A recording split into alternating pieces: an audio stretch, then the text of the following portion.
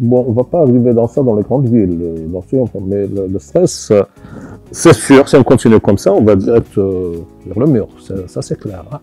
Alors maintenant, qui vont souffrir, principalement les zones vulnérables et la population vulnérable sera les premières victimes, ça c'est clair. Hein. Et l'eau, il n'y a pas que l'eau, l'eau c'est un facteur de développement. Hein.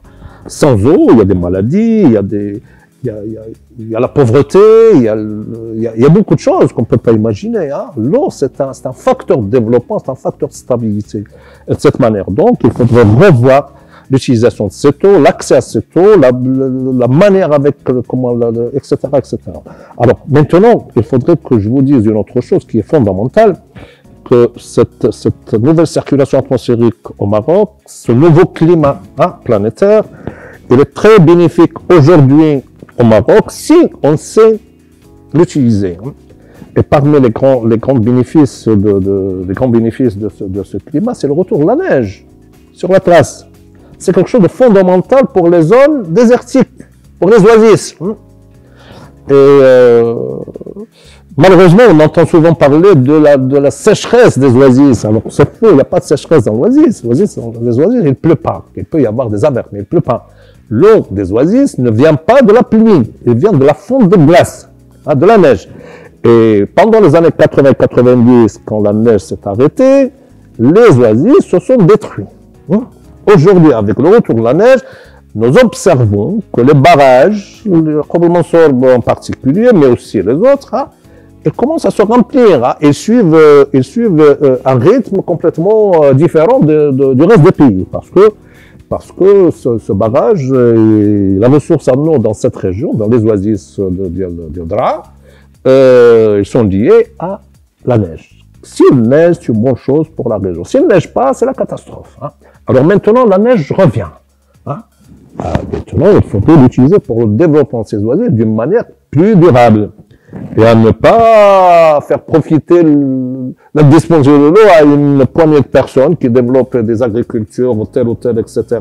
Et qui laissent la population vivre de la même manière qu'ils vivaient pendant l'absence de la neige. Hein. Ça, c'est une catastrophe qu'il faudrait éviter.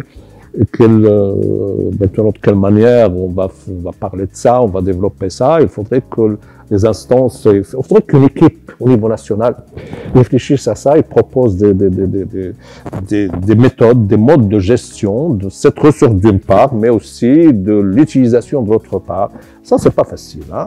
Nous avons vécu d'énormes expériences dans cette question. Nous avons appris à gérer la rareté de l'eau, certes. Oui, les Marocains ils savent parfaitement, très bien gérer la rareté de l'eau. Nous ne savons pas encore comment gérer l'abondance. Quand il y a beaucoup de pluie, il y a les inondations, on ne sait pas quoi faire. Hein. D'ailleurs, pendant la catastrophe de Kelmim en 2014, il y a une grande partie des gens là-bas qui ont péri parce qu'ils étaient curieux de voir qu'est-ce qui se passe. Ils ne savent pas ce qui se passe. Hein. Bon, ils s'approchaient des oueds comme ça ils ont été emportés par leur curiosité. Hein. Parce qu'ils ne savent pas, ce sont des choses qu'on ne sait pas gérer. Mais aussi, il y a une autre chose qui est fondamentale, qu'il faudrait que les décideurs et les acteurs économiques la prennent en considération, c'est la manière avec laquelle on peut utiliser l'eau aujourd'hui. Hein. L'eau est garantie dans le système climatique actuel pour le Maroc, n'est-ce pas? Alors maintenant, il faut savoir quel est ce rythme. Quand il vient, qu'est-ce qu'on va faire avec? Hein? Comment on va se protéger des inondations? Comment on va utiliser cette eau au lieu de qu'il soit inondé? On peut la stocker ailleurs, n'est-ce pas? Surtout dans des endroits où il n'y a pas d'eau. Il y a aussi aujourd'hui un grand débat sur la question du transfert de l'eau.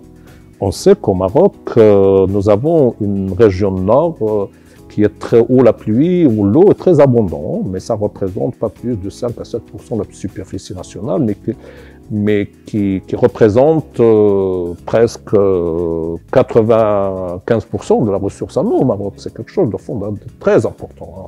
Alors nous avons le bassin de Kous, nous avons les oueds de la Méditerranée, nous avons le Sibou aussi, c'est très important. là, nous avons un stockage, l'énorme stockage marocain se trouve dans cette région. Alors, il faut y penser sérieusement à développer les techniques et les méthodes pour transférer cette eau. C'est possible. Et c'est moins coûteux que d'autres méthodes. On pense aussi à d'autres méthodes telles que dessalement, telles que ce qui s'est passé dans les années, en 1995 pour le transfert de l'eau de Josphar vers Tanger. C'était une vraie erreur, mais c'était une gestion. Bon, ça a passé, mais il faudrait éviter ce genre de catastrophe, si vous voulez. Alors, maintenant, barrage Louhda, qui est le plus grand barrage du Maroc, et le deuxième grand barrage de l'Afrique, après Souane, c'est quelque chose de fondamental. Il y a d'autres barrages à côté qui sont aussi importants, et on ne peut pas utiliser toute cette eau dans la même région. Il y a beaucoup d'eau qui va vers la mer parce qu'on ne peut pas tout stocker. Donc, il faut réfléchir, et ça devient, et c'est stratégique, c'est moins coûteux, et c'est durable, vers le futur. On peut transférer cette eau et vers la Chaouia, et vers le Tsansis, voire même vers le Souss, et pourquoi pas vers le Sahara. C'est possible. Nous avons un gazoduc qui vient de l'Algérie, qui passe par le Maroc, qui va à Tanger, qui continue jusqu'à l'Europe. On peut faire la même chose avec l'eau. On peut prendre cette eau jusqu'à Lyon, jusqu'à... Ça ne veut pas dire qu'il ne faut pas penser à d'autres choses, non. Mais je pense, avec cette garantie de la ressource, si on la gère bien, on peut l'utiliser d'une manière plus équitable et au niveau national.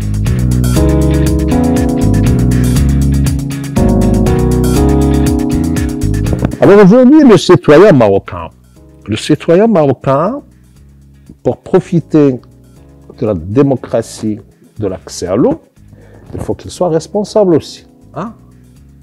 Il y a mon droit à l'eau, il y a aussi le droit des autres. Ça ne veut pas dire que j'ai la possibilité d'utiliser l'eau, je vais l'utiliser. C'est pas l'idée du consommateur-payeur. Non, c'est pas ça. Et dans ce cas, si c'est le consommateur-payeur, celui qui a beaucoup d'argent, il peut acheter toute l'eau. C'est pas ça. Non. L'eau est une condition vitale de la vie. Et donc, il faudrait que tout le monde pense à cette eau pour la protéger et pour ne pas la gaspiller. Alors, en même temps, nous au Maroc, l'eau, on ne la paye pas, heureusement. On ne paye pas l'eau, on paye le service, c'est différent. Si on allait payer l'eau, on l'achètera comme la bouteille. Alors, malgré que la valeur de cette eau, elle n'est pas réelle. لأن الموالي اللي كيبيعوا عندنا هما ما شاريينهاش باش غيبيعوا عندنا. واخا ملي كنشريو قرعة الماء بحال القرع الماء اللي كنشريو كلهم كنشريوها بواحد القيمة معينة هي تري زيلفي سيرت بارابور à d'autres pays. لا بروف عندنا لزوج بيي بداو كيبيعوا لنا الماء ديالهم هنايا بالثمن ديالنا حنايا وكيتباع رابحين فيه هو جاي لهيه. بون سي لا بروف كو الماء عندنا ما كنتعاملوش معاه بطريقة جيدة.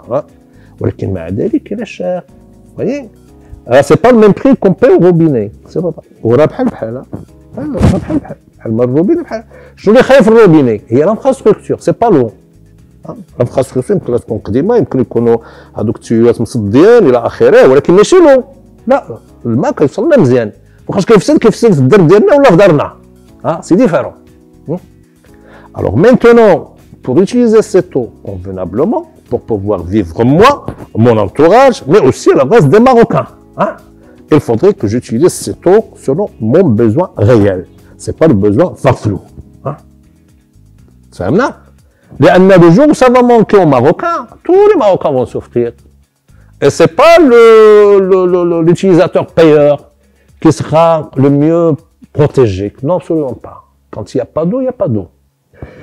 Et j'espère que dans les écoles, dans nos programmes de formation, qu'il y ait cette sensibilisation, qu'il y ait cette formation vis-à-vis de la jeunesse pour utiliser un patrimoine convenablement. Il n'y a pas que l'eau, il y a aussi autre chose. Pour pouvoir en profiter convenablement et laisser profiter les Marocains qui viendront après.